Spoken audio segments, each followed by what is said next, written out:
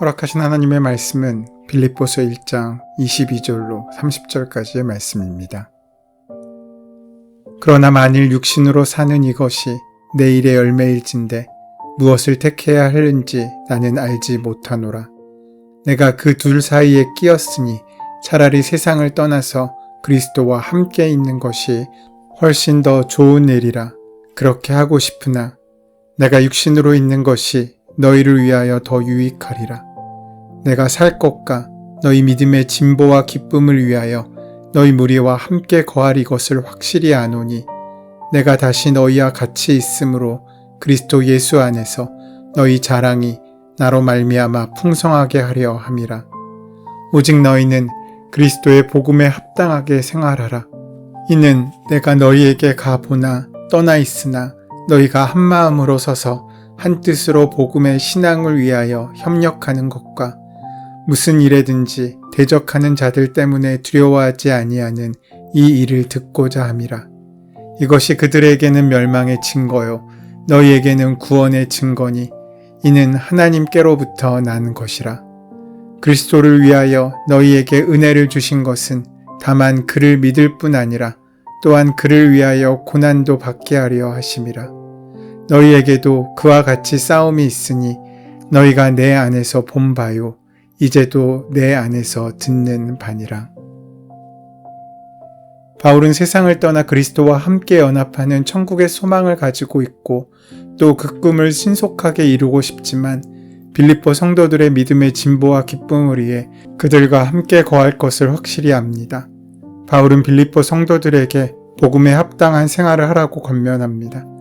하나님이 은혜를 주신 것은 그들이 그리스도를 위한 고난도 받게 하려 하심이었습니다. 진정한 사랑은 자신의 유익을 구하지 않습니다. 바울은 자신이 이 세상을 떠나는 것과 육신으로 이 세상에 사는 것 사이에 끼어 있다고 말합니다. 그에게 죽음은 두려운 일이 아니라 이 세상을 떠나 그리스도와 함께 있게 되는 영광스럽고 유익한 일이었습니다. 그럼에도 바울은 빌립보 성도들의 유익을 위하여 자신에게 유익한 것을 내려놓고 포기하고 있는 것입니다. 그는 자신이 풀려나 복음의 사역을 계속 감당함으로써 빌립보 성도들의 믿음이 자라고 기쁨이 충만해질 것을 바라며 확신합니다. 그리스도인은 결코 자신의 유익을 위해 사는 존재가 아닙니다. 많은 사람들의 유익을 위해 생명까지 내주신 예수님을 따라 이웃을 섬기며 그들을 구원과 성화의 길로 이끌어야 하는 사명을 가진 사람들입니다. 그 통로가 바로 복음임을 오늘 본문은 말씀하고 있습니다. 오늘 본문의 시작인 22절 말씀은 이렇게 시작됩니다. 그러나 만일 육신으로 사는 이것이 내 일의 열매일진데 무엇을 택해야 하는지 나는 알지 못하노라. 오늘 본문은 반대되는 단어나 문장을 연결해 줄 때 사용하는 접속사인 그러나로 시작됩니다. 이전에 어떤 내용을 전했는지 이어진 내용을 통해서도 충분히 파악할 수 있습니다. 하지만 본문의 내용을 잘 이해하기 위해서 직전에 전해진 내용에 대해 우리가 기억해 본다면 바울은 살과 죽음에 대한 자신의 입장을 21절에서 이렇게 밝히고 있습니다. 나에게는 사는 것이 그리스도이시니 죽는 것도 유익합니다. 어떻게든 세상에서 좀 더 잘 살아보겠다고 안간힘을 쓰는 대다수의 세상 사람들과는 달리 바울은 삶에 대한 애착에 앞서 죽음에 대한 분명한 소망을 가지고 있었습니다. 옥에 갇힌 상태였던 그에게 죽음은 결코 절망의 끝이 아니었습니다.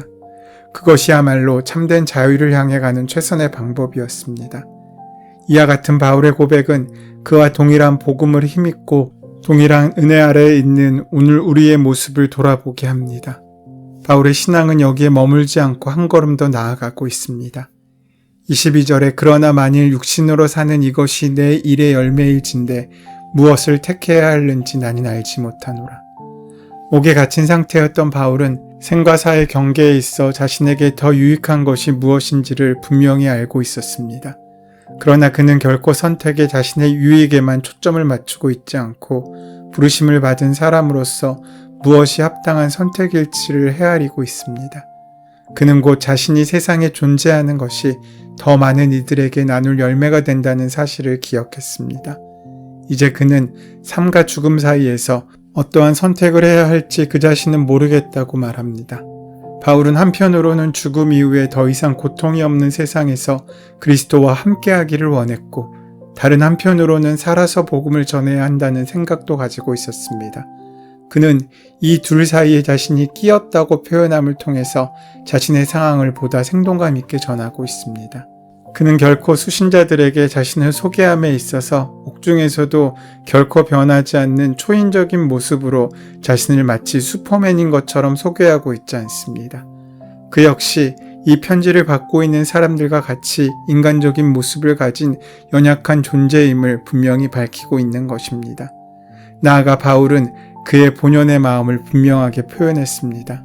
23절 하반부에 차라리 세상을 떠나서 그리스도와 함께 있는 것이 훨씬 더 좋은 일이라 그렇게 하고 싶으나 라고 말합니다.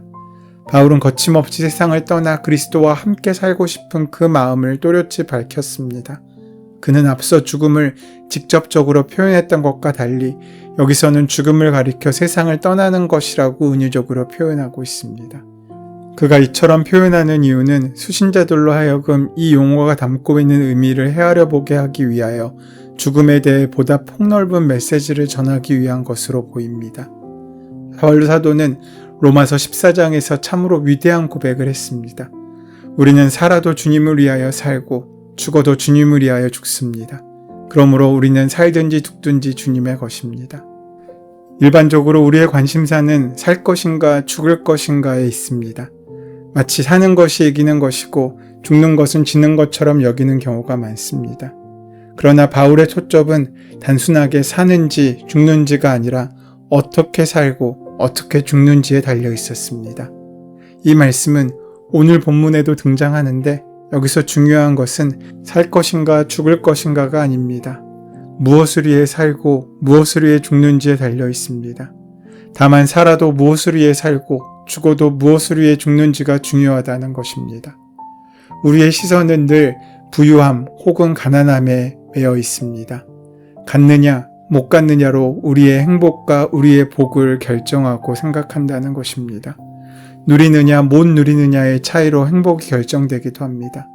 그런데 지금 바울의 태도는 다릅니다. 그는 가져도 왜 가지게 되었는지, 누려도 어떻게 누리는지를 더 중요하게 여기고 있습니다. 그러니까 반대로도 마찬가지입니다. 못 가져도 못 가진 이유가 있고 누리지 못해도 그 자리에서 할 일이 있었던 것입니다. 이런 태도는 그를 환경에 따라 기분이 좌우되는 사람으로 만들지 않았습니다. 다만 자신이 어떤 상태이든 쓰임받는 존재임을 인식하는 것밖에는 그의 관심사는 없었습니다. 이와 같은 죽음에 대한 깊은 이해를 가진 바울은 이제 자신의 인간적인 마음을 넘어선 자신의 입장을 전합니다. 24절 25절 말씀에 내가 육신으로 있는 것이 너희를 위하여 더 유익하리라. 내가 살 것과 너희 믿음의 진보와 기쁨을 위하여 너희 무리와 함께 거할 이것을 확실히 아노니. 개역 성경에는 생략되어 있지만 원어 성경에는 접속사 그러나로 시작됩니다. 이는 앞서 죽으나 사느냐의 문제 사이에서 고민하던 바울의 입장의 변화를 예상케 합니다. 이전까지 바울은 자기 자신을 그 중심에 놓고 자신의 마음을 표현했습니다. 그러나 이제는 그의 중심에 수신자들을 놓았습니다. 그는 이를 통해서 무엇이 더 중요한지를 확실히 깨달았습니다. 때때로 우리도 삶의 갈림길에서 고민할 때가 있습니다. 이때 그 마음의 중심에 자리한 것이 무엇인지를 헤아려 보는 것이 중요합니다. 우리가 무엇을 중심에 놓고 판단을 하는지가 우리의 삶의 방향을 결정하기 때문입니다. 크리스천으로서 주님과 이웃을 그 중심에 놓고 보면 이내 그 갈림길에서 우리를 초대하는 좁은 길을 발견할 수 있게 될 것입니다.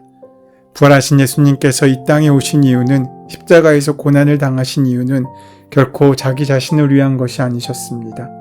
오직 우리들을 위한 일이었습니다. 바울과 디모데가 시간과 생명을 들여서 이 편지를 쓰는 목적도 역시 이 편지를 받는 수신자들을 위한 것이었습니다. 바울은 오늘 편지에서 이와 같은 깨달은 결과만을 간략하게 기록하지 않습니다. 그 과정을 여과 없이 기록하고 있습니다.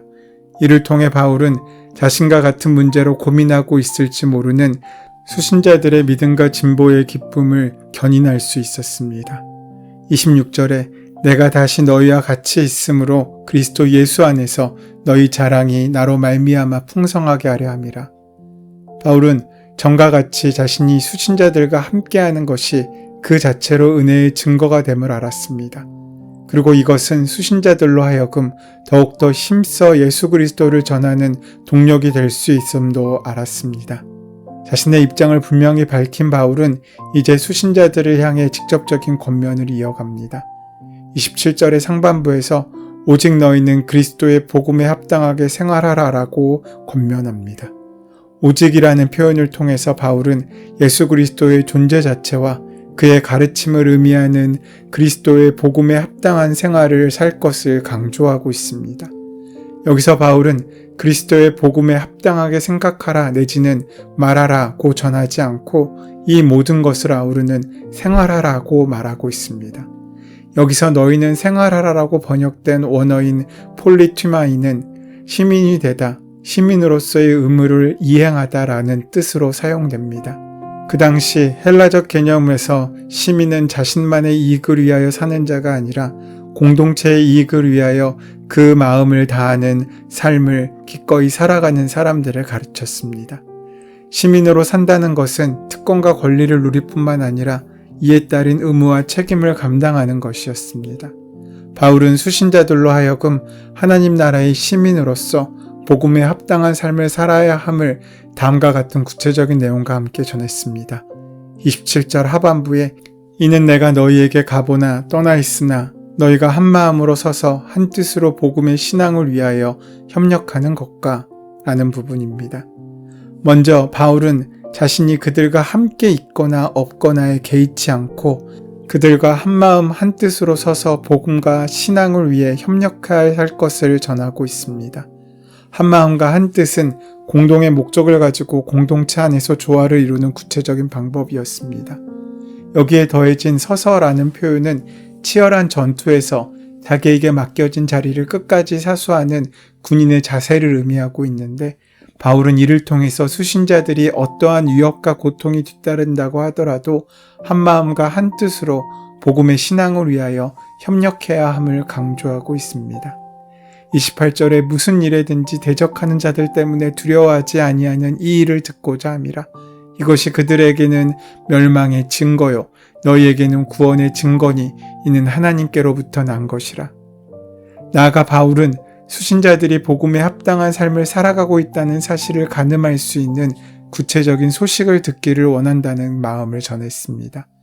이는 앞서 27절에서 살펴본 것처럼 신앙을 위하여 협력하는 것이었고 이에 무슨 일에서든지 대적자들 때문에 두려워하지 않는 모습에 대한 것이었습니다.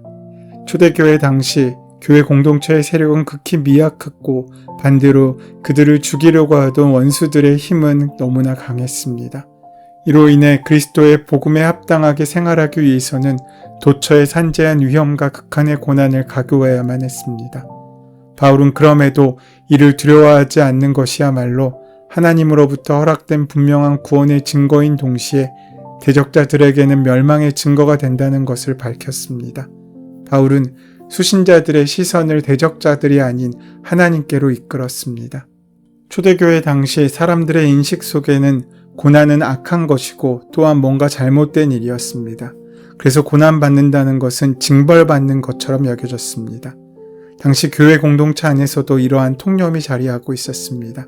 바울은 바른 신앙을 견지하는 이들에게는 필연적으로 고난이 따른다는 사실을 전하면서 믿음과 고난이 동일한 하나님의 선물임을 말하고 있습니다. 즉, 그리스도의 복음에 합당한 삶은 결코 고난이 면제된 삶이 아니라 고난을 감당하는 삶이라는 사실을 말씀하고 있는 것입니다. 이 고난은 앞서 베푸신 그리스도의 은혜, 즉 인류를 구원하시기 위해 주님께서 감당하신 고난의 깊이와 인내를 체득하게 만들어줍니다. 부활하신 예수님께서 이 땅에 오신 이유는 십자가의 고난을 감당하신 이유는 분명합니다. 우리에게 더 큰 유익을 주시기 위한 것입니다. 감옥에 갇힌 바울이 고난 가운데서도 삶에 대한 열정을 보인 것 역시 수신자들에게 더 큰 유익을 주기 위한 것이었습니다. 그렇다면 오늘 우리는 누구에게 더 유익한 선택을 하고 있는지 살펴볼 수 있어야 합니다. 오늘 하루 우리는 누구의 유익을 위해 살고 있습니까? 오늘 하루 바울같이 또 예수님같이 하나님의 유익을 위해 살아가는 귀한 삶을 선택하는 저와 여러분 되시기를 소원하고 축원합니다. 은혜의 주님, 오늘 하루도 예수님만을 우리의 삶의 등불로 삼아 복의 근원이 되어 이웃에게 더 유익을 주는 삶을 살아가게 인도하여 주시옵소서. 예수님의 이름으로 기도드립니다. 아멘. 이제 오늘 이 아침 우리에게 허락하신 오늘 본문의 말씀이 오늘 나에게 주신 하나님의 음성으로 만나지기 위하여 본문의 말씀을 더 깊이 묵상하시고 함께 기도하는 시간 가지도록 하겠습니다. 함께 기도합니다.